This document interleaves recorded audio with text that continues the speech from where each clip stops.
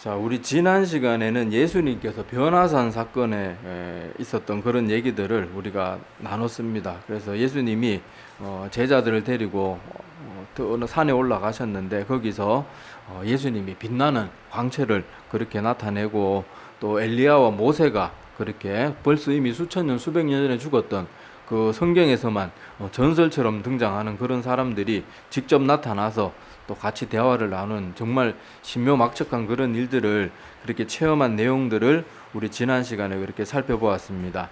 자, 그런데 오늘은 주님께서 그 사람들이 이렇게 살아나고 뭐 이런 본 모든 것들에 대해서 주님께서는 아무에게도 이르지 말라고 그렇게 말씀해 주시는 장면이 나옵니다. 자, 여기서 보면 주님께서 보통 주님의 제자들이나 아니면은 또 주님께서 뭐 병을 고쳐 주신다든지 뭐 이랬는 여러 사람들을 이렇게 대할 때 보면 주님께서 거라사 지방의 광인 빼고는 다들 한결같이 뭐라고 말하는가 하면 여러 가지 하나님이 그 사람들에게 베풀어진 예수님이 뭐 병을 고쳤다든지 뭐 귀신을 쫓아다든지 하는 그런 놀라운 체험들에 대해서 말하지 말라고 그렇게 얘기하는 장면이 성경에 거의 대부분 그렇게 등장을 합니다. 그리고 거라사 지방의 광인에게도 한 예수님께서 가서 뭐 온데방네 뭐 다 알리라 그렇게 말하지 한 게 아니고 집에 돌아가서 말하라, 그러니까 가족들에게 말하라, 이런 식으로 얘기를 하셨거든요. 그래서 예수님은 항상 여러 가지 기적이나 놀라운 사건들을 베푸시고 난 다음에 사람들에게는 항상 그것을 함구할 것을 명하는 그런 내용들이 아주 종종 자주 등장하는 그런 모습들을 우리가 한번 눈여겨봐야 돼요. 물론 오늘 주님께서 이렇게 말한 것은 기한이 있습니다. 내가 죽은 자 가운데서 살아나는 날 때까지는 이것을 아무에게도 말하지 말라. 다른 말로 예수님이 부활하고 난 다음에는 말해도 된다는 말이거든요. 자, 그런데 여기서 성경 원문에 보면 죽은 자 가운데서 살아날 때까지라고 번역하면 조금 번역이 이상하고 죽음 가운데서 살아날 때까지 뭐 이런 식으로 번역하는 게 더 성경 원문에는 가깝습니다. 자, 하여튼 간에 예수님은 이렇게 여러 가지 놀라운 일들을 사람들이 겪고 나면 그걸 가서 막 알려라. 나 예수라는 사람이 얼마나 대단한 일을 했는지 세상 모든 사람들 만방에 알려라. 이런 식으로 말하지 않고 항상 함구하고 말하지 말라 그러고 조심시키는 것을 계속해서 볼 수가 있습니다. 자, 그런데 오늘 예수님이 이렇게 우리에게 사람들에게 이런 명령을 주는 걸 보면서 우리도 좀 지혜롭게 이것을 받을 줄 알아야 돼요.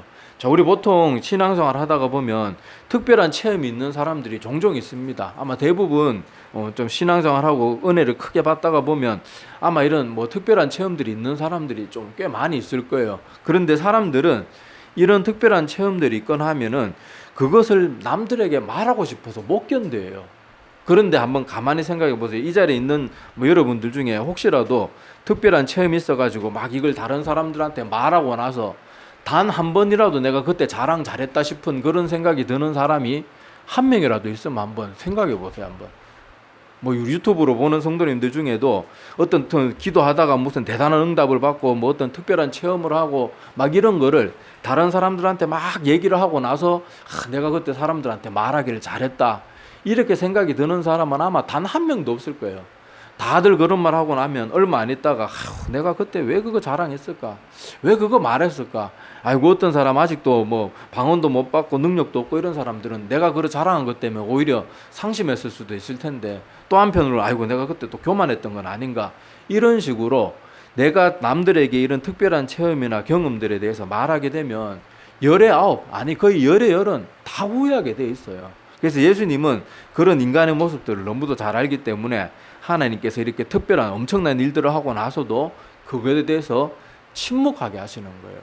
그런데 오늘 여기서도 보면은 죽은 가운데서 다시 살아날 때까지라는 기한을 줬듯이 하나님이 때가 되시면은 자연스럽게 나의 경험이나 체험을 통해서 하나님이 영광 받으시게 할 때가 온단 말이에요. 그때는 우리가 하나님의 인도하심을 따라서 성령님의 인도하심을 따라서 우리가 그걸 얘기해도 돼요. 자, 오늘 제자들도 보면은 예수님의 명령대로 이 변화산에서 겪었던 놀라운 일들을 말하지 않습니다. 그런데 이걸 언제 밝혀요? 성경의 기록으로 남기면서 그때 가는 이제 이걸 밝히는 거예요. 우리가 어떤 은혜나 체험들을 했을 때 내가 아직 영적으로 미숙한 경우가 참 많아요. 그때 우리가 조금 성질이 급해가지고 막 그걸 떠버리다가 보면 그것 때문에 나를 시기 질투하는 사람도 생기고요. 그것 때문에 막 꼴배기 싫어하는 사람도 생길 수도 있고, 또 나도 경거망동하고 막 소홀하고 뭐 경솔하게 그런 얘기해가지고 잘못에 치우치거나 교만해지는 경우도 있고 이렇게 하기 때문에 오늘 예수님이 변화산 사건도 그렇고 수많은 기적을 베풀고 난 다음에는 왜 자꾸 그런 거 알리지 마라, 말하지 마라, 왜 자꾸 침묵하라 그랬을까? 이것은 우리가 오늘 한번 곰곰이 생각해 보면 우리에게 분명히 도움이 되는 교훈들을 분명히 깨달을 수 있을 것입니다. 자, 그래서 주님께서 이렇게 오늘도 제자들에게 이런, 사실 알리면 좋잖아요. 예수님이 얼마나 대단한 분인지. 와, 변화산에 올라갔더니 예수님이 막 몸에서 온몸에서 광채가 나고, 야, 우리가 말로만 듣고 구약 성경에서나 들었던 모세와 엘리야가 살아있는 거 내가 두 눈으로 봤다, 이러면 얼마나 화제거리가 되겠어요. 근데 그런 모든 자랑하고 싶은 마음을 알지만은 그래도 주님은 그런 것들을 금하시는 데는 분명히 우리에게 더 유익한 이유가 있기 때문에 그렇다는 것을 우리가 한번 가만히 생각해 보면서 하나님이 주시는 교훈들을 직접적으로 말씀은 하지 않으셨어도 계속해서 반복해서 이런 기적들 가운데 계속 함구할 것을 명하는 주님의 모습을 통해서 우리가 한번 또 조금 더 교훈을 깊이 받을 줄 아는 그런 우리가 되었으면 좋겠습니다. 자, 그리고 주님의 제자들이 죽은 자 가운데서, 성경 원문에는 죽은 자 가운데서가 아니고 죽음 가운데서 다시 살아날 때, 이렇게 번역하는 게 더 성경 원문하고 가깝습니다. 자, 하여튼 간에 죽음 가운데서 다시 살아날 때까지는 이것을 함구하고 있어라, 입 다물고 있어라, 이렇게 말하니까, 자, 10절 오늘 본문 말씀 마가복음 9장 10절에 보면, 자, 이것을 가지고 또 서로 자기들끼리 막 웅성웅성거리고 있는 거예요. 야, 죽은 자 가운데서 살아난다는 저 말이 도대체 무슨 말이냐?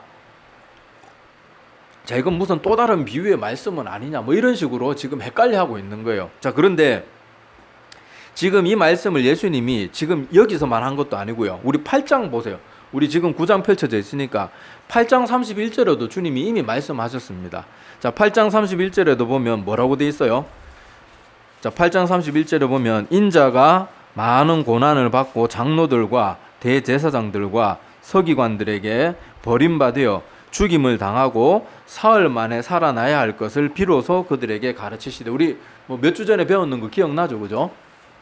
자, 여기서 보면 예수님이 이미 죽었다 살아날 것을 여러 번 말했단 말이에요. 자, 그런데도 제자들은 죽은 자 가운데서 살아나는 것, 죽음 가운데서 살아난다, 이게 도대체 무슨 말일까 잘 알아듣지 못하는 것은 우리 인간의 선입견이 여기 들어있기 때문에 그래요. 우리도 여러분, 만약에 우리도 똑같은 주님의 제자들의 입장이면 주님이 죽었다 살아날 것이다 이렇게 도저히 뭐 다르게 해석할 수 없도록 분명하게 말해줘도 우리 같아도 어떻게 하겠어요? 죽었다 살아나는 게 가능할까? 이런 식으로 우리는 이때까지 살아가면서 죽었다 살아난 사람 한 번도 본 적도 없고 들어본 적도 없잖아요. 우리 주변에 그런 사람도 당연히 없을 거고. 자, 그렇기 때문에 우리 인간이 가지고 있는 상식이나 선입견들 때문에 주님이 하신 말들을 자꾸 있는 그대로 때로는 받지 못하고 자꾸 한 달이 뭐 더 깊이 생각하고 이거는 비유의 말씀이 아닐까? 이건 또 다른 뜻이 있는 거 아닐까? 자꾸 이렇게 너무 깊게 생각하다가 하나님이 아주 분명하게 주신 말씀을 놓치는 경우들이 있는데, 이것이 우리 인간들이 가지고 있는 선입견의 부작용들입니다. 그래가지고 우리가 성경 말씀을 읽을 때에는 하여튼 최대한 우리가 기도하면서 우리의 선입견, 우리의 상식들, 이런 것들을 자꾸 내려놓고 말씀 그대로 말씀 앞에 온전히 서도록 최대한 우리가 노력을 많이를 해야 돼요. 그래야지 하나님의 말씀을 오해하지 않고 성령님의 인도하심을 따라서 그 뜻 그대로 우리가 받을 수 있지. 자꾸 내 상식이나 내 경험이나 이런 것들 가지고 하나님 말씀 보기 시작하면 성경이 믿을 게 어디 있어요? 홍해 갈라지는 걸 어떻게 믿어요? 오병이어의 사건을 도대체 어떻게 과학적으로 설명할 거냔 말이에요. 믿지 못할 일들이 훨씬 많습니다. 그런데 성경을 읽을 때만큼은 우리가 이때까지 가지고 있던 선입견이나 편견은 내려놓기 위해서 간절하게 기도함으로 그렇게 나아가야 돼요. 성경에 보면 그렇게 우리 과학으로 설명이 잘 안 되는 그런 내용도 있지만은요, 지금 말세에 대한 예언들은요, 기가 막히게 하나하나 정확하게 들어맞아 가고 있잖아요. 그런 것들을 보면 성경 말씀은요, 우리의 상식을 내려놔야지만 받아들일 수 있는 그런 내용들이 너무도 많기 때문에 하여튼 자꾸 하나님의 말씀을 방해하는 우리 인간의 상식, 선입견, 특히 과학 같은 것도요, 뭐 맨날 뭐 몇 년 지나면 그 이론에 무슨 오류가 있었다 뭐 그래가지고 그런 식으로 맨날 또 새로운 이론이 나오고 그렇게 하잖아요. 자, 그런 것들처럼 우리가 변하지 않은 진리의 말씀 앞에서 그것을 온전히 받아들이기 위해서는 우리 한낱 그렇게 쉽게 변하고 맨날 오류가 발생하는 그런 인간의 그런 뭐 상식이라든지 과학에 의지할 게 아니고 하나님의 말씀 앞에서는 말씀 그대로 서는 그런 모습들이 정말로 중요합니다. 자, 그리고 우리가 좋은 선입견이라고 생각하는 것도 우리에게 방해가 될 수가 있어요. 자, 가령 많은 사람들이 하나님에 대해서 말하면 하나님은 무조건 사랑이다라는 거에만 굉장히 집착하는 경향이 있어요. 그래가지고 어떤 사람들, 만인 구원설을 주장하는 사람들은 하나님은 너무너무 사랑이 많은 분이다. 맞는 말이에요, 틀린 말이에요? 맞는 말이죠. 하나님 사랑 많은 분 맞잖아요. 자, 그런데 하나님이 사랑이 그렇게 많은 분이니까 그렇게 사랑이 많은 분께서 우리 인간들이 조금 잘못하고 이 땅에서 죄 좀 많이 짓고 회개하지 않았다고 지옥에 보내실 리가 없다. 이렇게 되는 건 잘 된 거예요, 잘못된 거예요? 아주 잘못된 거죠. 성경에는 뭐라고 말합니까? 하나님은 사랑이 많은 분이지만은 회개하지 않은 죄는 결코 심판하지 않고 넘어가는 법이 없어요. 예수님께서 십자가에 죽어주신 이유도 뭡니까? 우리 인간의 죄를 하나님이 사랑이 많으시다고 그냥 넘어갈 수 없기 때문에 인간의 모든 죄값을 누구에게 다 짊어지게 만들었어요? 하나님의 아들 예수님께 인류의 모든 죄값을 다 짊어지게 만들고 예수님이 십자가에서 대신 죽어주심을 통해서 하나님의 사랑이 거기 죄의 심판과 다 그 하나님의 사랑과 공의가 십자가 안에서 다 만족이 된 거예요. 만약에 그 만인 구원설을 주장하고 하나님의 사랑만 강조하는 그런 사람들처럼 하나님이 사랑만 많은 분이다 이렇게 되면요, 성경에 나오는 십자가 사건이라든지 십자가 사역이 다 무용지물이 되고 마는 것이고, 또 하나님이 사랑이 많은 분이다라고 말하는 건 맞지만 하나님은 절대로 악을 용납하는 분이 아니라는 건 또 이거는 무시되어 버리는 거예요. 그러니까 우리가 하나님이 사랑이 많은 분이다, 우리 인간들이 듣기 좋은 특성 몇 가지만 이렇게 강조해버리기 시작하면요, 성경의 일부분의 내용들은 또 우리가 포기하고 성경의 여러 가지 또 하나님에 대한 다른 말씀들은 우리가 안 믿어야 되는 게 되거든요. 그러니까 우리가 어떤 말씀의 선입견, 하나님에 대한 선입견, 우리의 생각 이런 것들을 가지고 성경을 보고 하나님을 보고 말씀을 해석하고 이러는 게 얼마나 두려운 일인지 몰라요. 우리는 성경이 말하면 하나님은 사랑이 많은 분이다, 또 한편으로 하나님께서는 공의의 하나님이다, 악을 절대로 용납하는 분이 아니다, 이런 것들은 있는 그대로 받으면 되는데 자꾸 우리는 사랑에 집착하고 하나님을 굉장히 높이는 것 같잖아요. 하나님 사랑이 많은 분이다, 인자한 분이다, 막 이런 하나님을 높이는 것 같지만은 그것만 강조하고 그것만 받아들이게 되면 성경의 나머지 그와 반대되는 모든 부분들을 다 버려야 되는 심각한 오류에 빠지게 되는 거예요.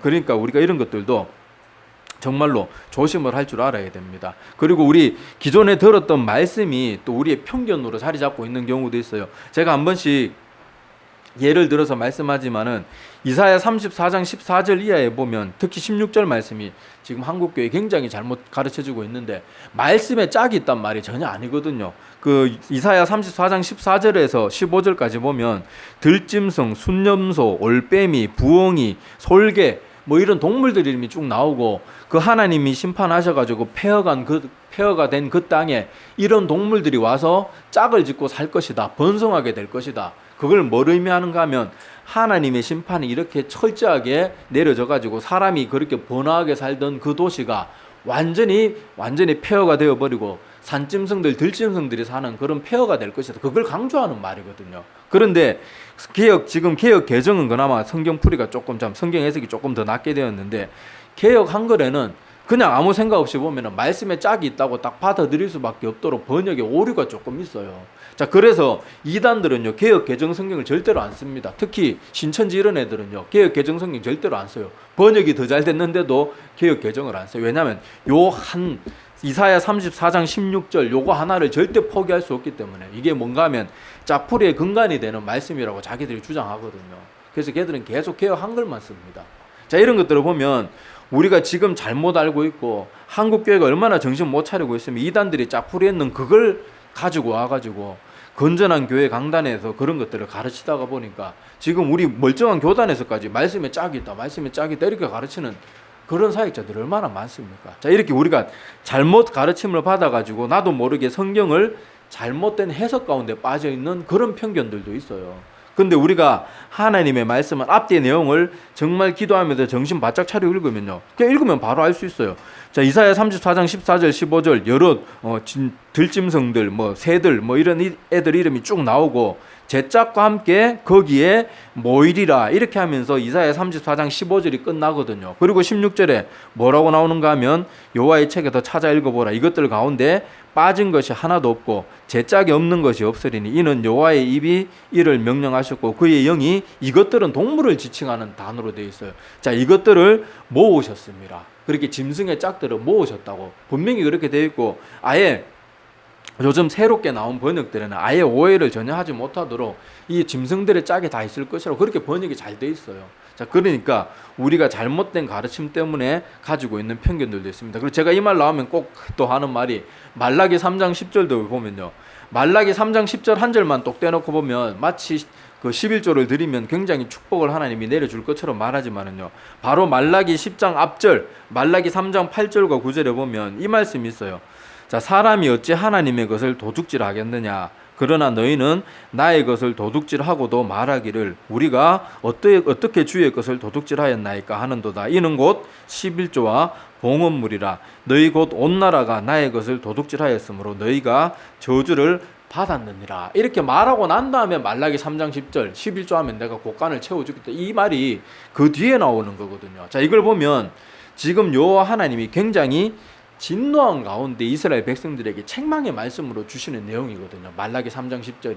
그런데 우리가 요 한 절만 똑 떼어놓고 맨날 축복, 특히 부흥회 같은 데 가가지고 11조에라 헌물 바쳐라 그러면은 복 받는다 할 때 요 한 구절 말씀만 자꾸 떼가지고 따로 요것만 가지고 자꾸 성도들한테 가르치다가 보니까 하나님이 주신 이 말씀의 원래 뜻을 깨닫지 못하는 거예요. 자, 예를 들어서요, 이게 어떤 오류인가 하면,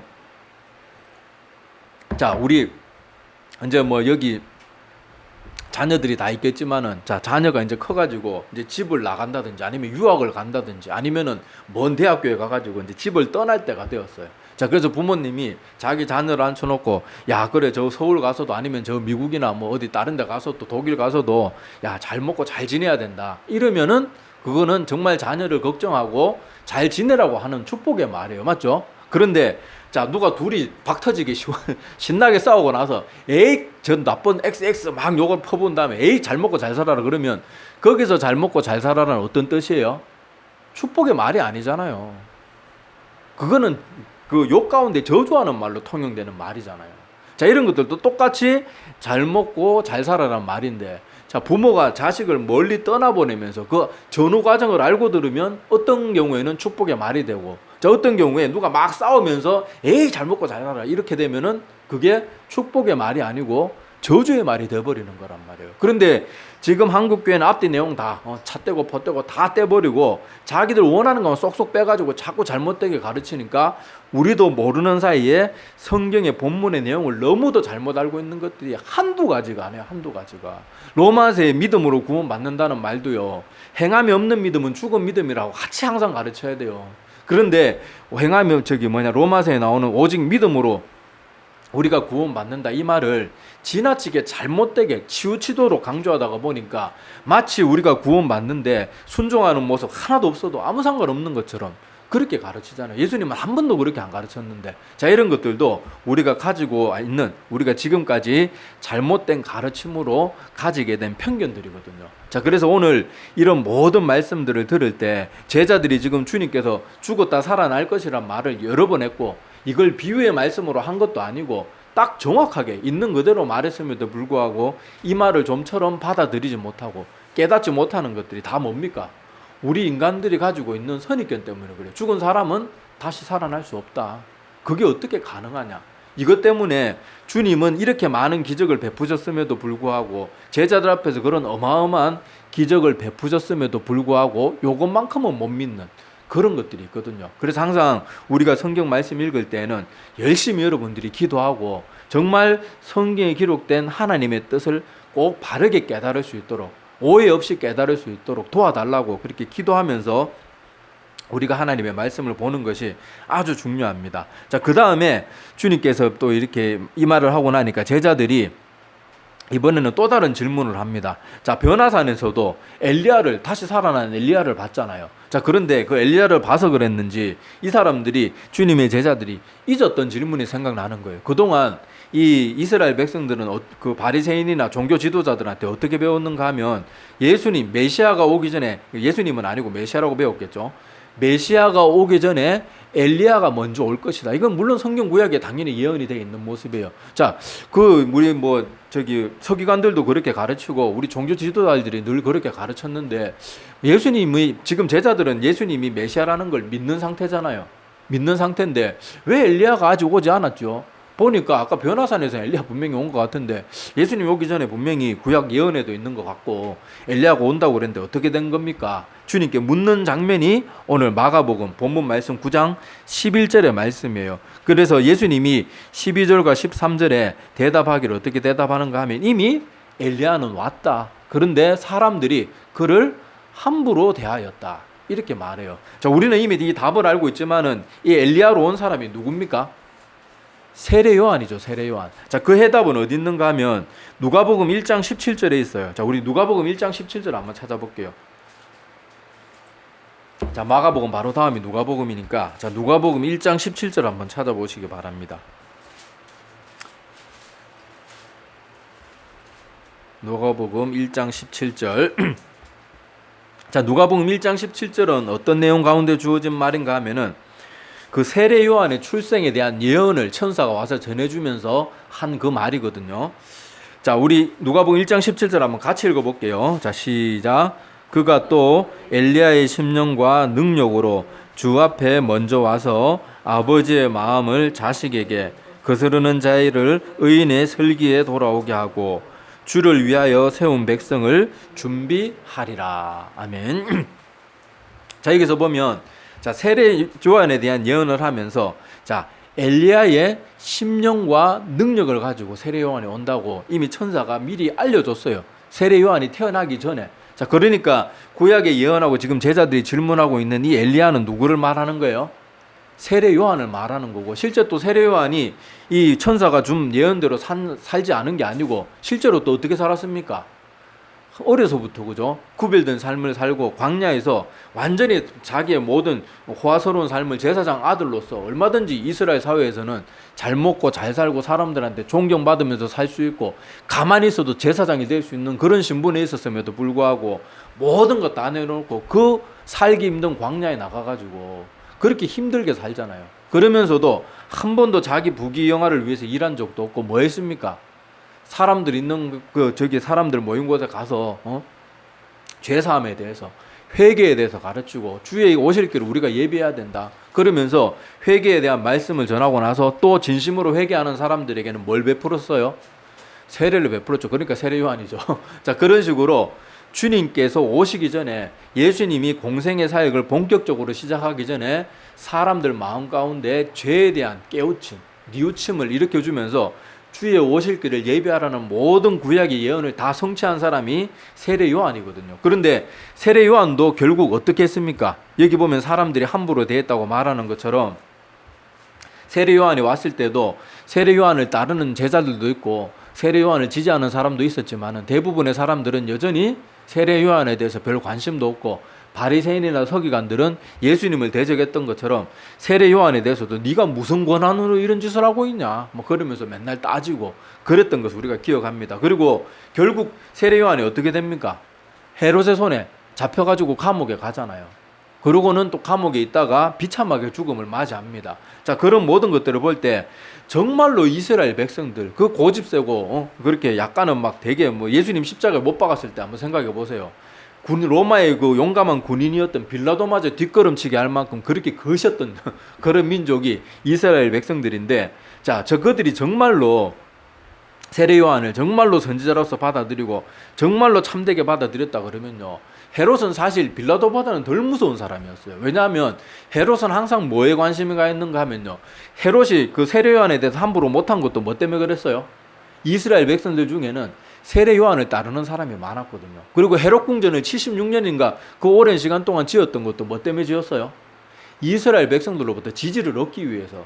헤롯은 항상 이스라엘 백성들에게 조금이라도 잘못 보일까봐, 그래 자기 지지 기반이 흔들릴까봐 날마다 노심초사했던 사람이거든요. 자, 그래서 이스라엘 백성들이 정말로 세례 요한을 참된 선지자로 여기고 정말로 두려운 줄을 알았다 그러면요, 헤롯이 잡았을 때 뭐 농성이라도 하든지 예수님 십자가에 못 박아라 그랬을 때와 같이 좀 막 이렇게 뭔가 행동을 보여줬으면은 그렇게까지 되지 않았을 거예요. 그런데 세례 요한 뭐 회개 베풀고 뭐 이럴 때는 좋아하다가 정작 세례 요한이 가장 힘들고 어려운 시간이 되었을 때는 다 나 몰라라고 손 떼고 있는 거예요. 자, 그런 것들을 보면 결국 예수님의 말처럼, 자, 이 세례 요한이 이미 먼저 와서 엘리야의 심정으로, 그렇게 심령과 능력을 가지고 먼저 와서 모든 것을 회복하고 이스라엘 백성들 가운데 죄에 대한 깨달음에 대해서 열어주고 세례를 베풀어서 하나님의 사역이 시작될 수 있는 길을 연 사람이 세례 요한인데, 그 세례 요한은 이미 왔지만은 너희들이 그 사람을 함부로 대하였다. 그것을 예수님이 대답하고 있는 것을 볼 수가 있습니다. 그리고 여기 세례 요한이 했는 사역이 세례 사역인데, 그 세례 사역을 예수님은 그리고 또 성경은 주의 오실 길을 예비하는 것으로 묘사하고 있거든요. 자, 그런 것들을 보면 알 수 있듯이 주님께서 항상 어떤 일을 하실 때 항상 전제되는 조건이 뭔지, 그게 뭐겠어요? 회개예요. 회개. 죄에 대해서 깨닫고 뉘우치는 것.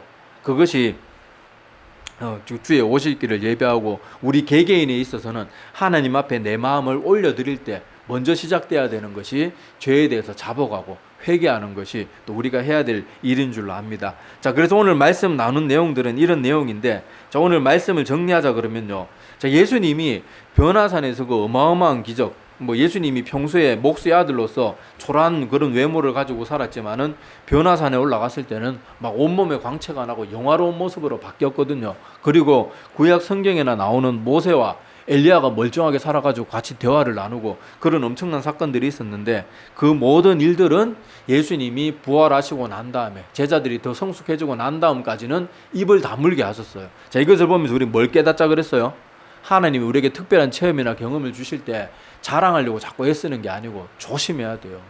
하나님이 나를 그걸 입으로 열어서 하나님께만 온전히 영광 드리도록 그렇게 하기 전까지는 자랑하지 않는 것이 후회하지 않을 일입니다. 자랑하면요 반드시 후회해요. 교회에서 자랑하면요 반드시 적이 생깁니다.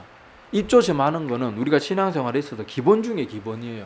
자, 그리고 두 번째는 제자들에게 주님께서 이미 여러 번 죽고 부활하게 될 거라는 것에 대해서 여러 번 말했지만은 제자들이 이것을 좀처럼 잘 깨닫지 못하는 건 모든 인간이 가지고 있는 상식, 선입견, 편견 이런 것들 때문에 주님이 너무도 뭐 이거는 뭐 두리뭉실하게 얘기한 것도 아니고 애매모호하게 얘기한 것도 아니고 명확하게 내가 죽었다가 살아날 거라고 도저히 다르게 이해할 수 없도록 말씀을 주셨음에도 불구하고 인간의 이해력이 그걸 감당을 못하니까 하나님의 말씀을 온전히 받지를 못하는 거예요. 그래서 우리도 아까 제가 여러 가지 예로 들었던 뭐 성경 말씀을 잘못 알고 있거나 하나님에 대한 사랑을 너무 강조해서 모든 영혼은 다 구원받을 수 있는 것처럼 잘못되게 가르치거나 성경을 잘못 이해하거나 이런 것들에 빠지지 않도록 우리가 하나님의 말씀을 들을 때는 항상 우리의 선입견을 내려놓고 또 그렇게 하도록 기도하면서 철저하게 하나님 말씀 앞에서는 우리가 깨끗한 그런 몸과 마음으로 쓸 수 있도록 기도함으로 나아가야 될 줄로 압니다. 자, 그리고 마지막 또 엘리야가 왜 안 옵니까? 이 질문에 대해서는 그 엘리야가 다른 사람이 아니고 바로 세례 요한이라는 것을 우리 아까 누가복음 1장의 말씀을 통해서 그 증거 구절도 보았죠. 그죠? 그래서 세례 요한이 엘리야의 심령과 능력으로 와서 실제로 주의 오실 길을 예비했어요. 죄 가운데 빠져 살던 이스라엘 백성들에게 아무도 죄에 대해서 지적하지 않고 바리새인들 서기관들은 맨날 다윗보다 더 강력한 왕이 와서 우리 로마 압제로부터 구해줄 것이다 이런 것만 가르치고 죄에 대한 회개 이런 거는 가르치지도 않고 지들이 죄에 빠져 있으니까 어떻게 가르치겠어요. 자, 그런 식으로 했지만은 예수님은 바로 너희가 기다리던 그 엘리야가 바로 세례 요한이지만은 그 세례 요한조차도 너희들이 함부로 대하였다. 그렇게 말하는 그런 모습들을 우리가 볼 수가 있었습니다. 그리고 이 세례 요한이 했던 그 회개의 작업이 우리 개인들에게 적용해 보면 우리도 하나님이 우리 가운데 와서 역사하시기 위해서 우리가 반드시 해야 될 그 작업들 중에 하나가 뭔가 하면 내 죄를 바라볼 줄 알고 깨달을 줄 알고 회개할 줄 아는 것이 하나님과 동행하고 하나님의 능력이 내 가운데서 나타나는 가장 기초적인 시작이라는 것을 우리가 마음에 깊이 새겼으면 좋겠습니다. 예, 기도드리겠습니다.